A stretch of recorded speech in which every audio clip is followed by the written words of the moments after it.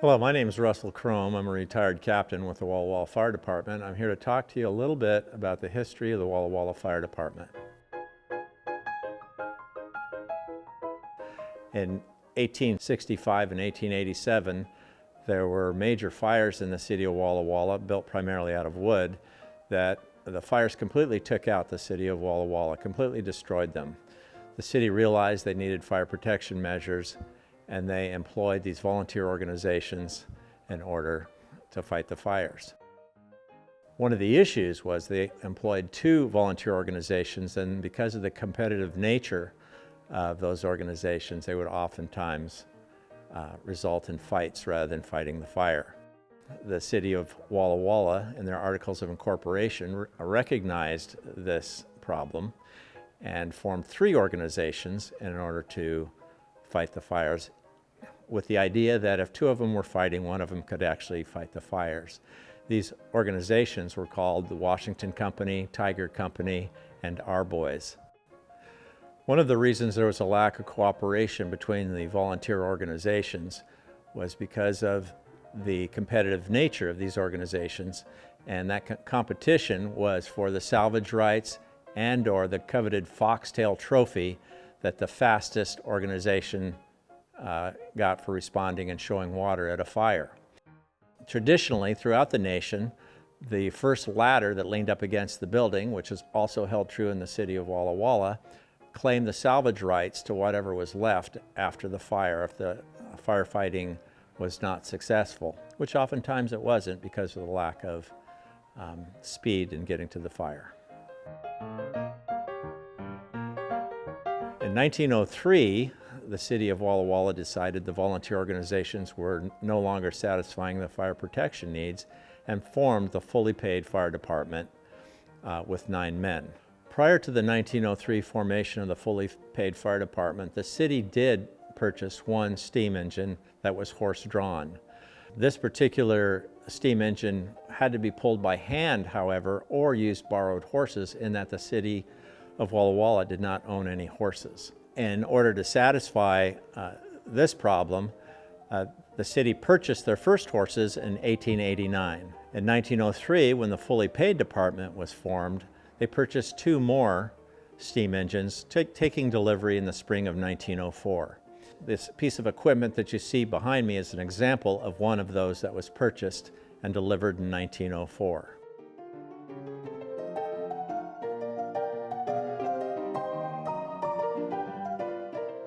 When an alarm would come in via telegraph from an alarm box, even back in the 1890s, that would activate the harnesses to drop on the horses as they came out and stood in front of the engine. So they were trained upon the alarm to exit the stalls, come out, stand in front of the piece of apparatus, and then the harnesses drop on them. The firefighters would drop from upper stories generally, and then they would tie the harnesses in, they would jump on the apparatus and out the door in 30 seconds to 1 minute. Pretty remarkable response time for the turn of the century. A note about the staffing. There's a driver and an engineer in the back. The engineer had to tend the fire. Both of them had to attend to the pressures that were required in order to facilitate enough water pressure at the scene. So there's a series of dials that indicate to the engineer the pressures, not just in the air chamber, but the pressure in the hose, so that they were aware of how much water was being discharged at the scene. This piece of apparatus was only staffed with 2 people. That means you needed someone to actually fight the fire. Following this would be a hose wagon. The hose wagon would have all the hosesmen on it. They would jump off upon their arrival, grab the hoses, hook them up, and run into the fire to fight the fire. You'll notice on this piece of apparatus that there's a steam whistle up at the top, and those steam whistles were used for a variety of things. One is they would signify to the firefighters inside of a fire when it was dangerous. It might be 3 long blasts, like it is today, or a single blast would mean let's attack the fire from the primary side, which is the front, or the secondary, which is the rear. This steam engine which was delivered to the city of Walla Walla in 1904, uses a wood-fired boiler in order to create steam. And that boiler is tended by an engineer, and the fire was kept burning 24 hours a day, 7 days a week. When not in use at a fire, it actually would heat the entire fire station through some steam lines off of the rear of the engine. As the boiler was sent out on a fire, it activated a pump which was used to draw water out of a pond, a lake, or a water main using these large hoses right here, which would attach right here. After that water was drawn into that pump, it was drawn into an air chamber and another pump under pressure from that air chamber. This is the air chamber here, would come out these smaller orifices right here, which would supply a 2.5-inch hose with water that the firefighter could use. These steam engines were so efficient, they would pump 700 gallons per minute as compared to a modern day fire engine which pumps about 1,500 gallons per minute. But for a piece of apparatus that's 120 years old, that's quite remarkable technology for the time.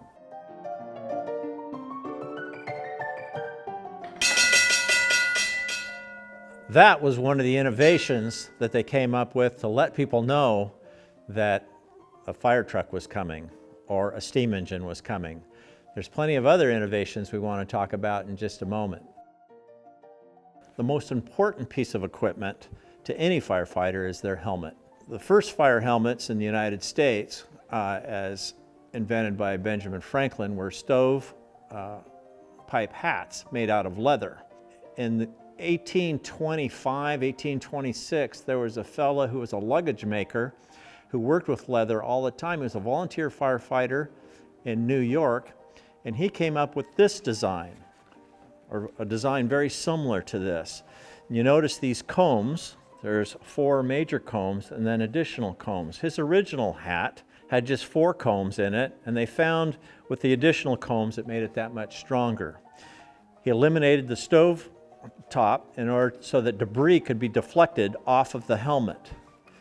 He put this big brim on the back. The first one had a brim all the way around it like a cowboy hat, but they found that by funneling this thing back like this, it would deflect the water and all the debris from going inside the firefighter's collar.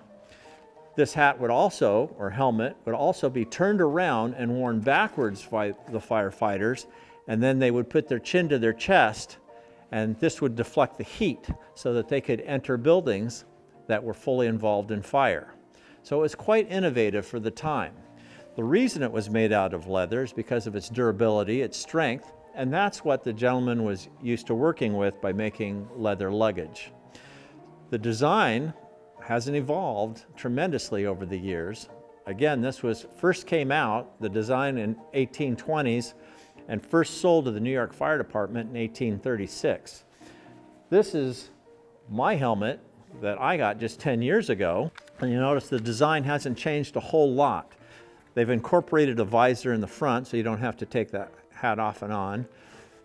This particular piece that holds the identifier is called a phoenix. This phoenix was on the original helmets, and it was used to break glass. You take the helmet off, break glass with it because it was hardened, made of metal, and then you put your helmet back on. But again, has the same design on the back to deflect the debris so it doesn't go down your collar. So what you see before me here is what they call a fire bucket. It was mandated by the city of Walla Walla that all businesses had to have a fire bucket on their building, and it would hang by the front door. They held 2.5 gallons. Fire wardens were appointed in the city of Walla Walla, and these wardens could compel any individual to grab a bucket and fight fire if a fire was visible. The reason for these shapes like this is to prevent people from using them for anything else but fighting fire.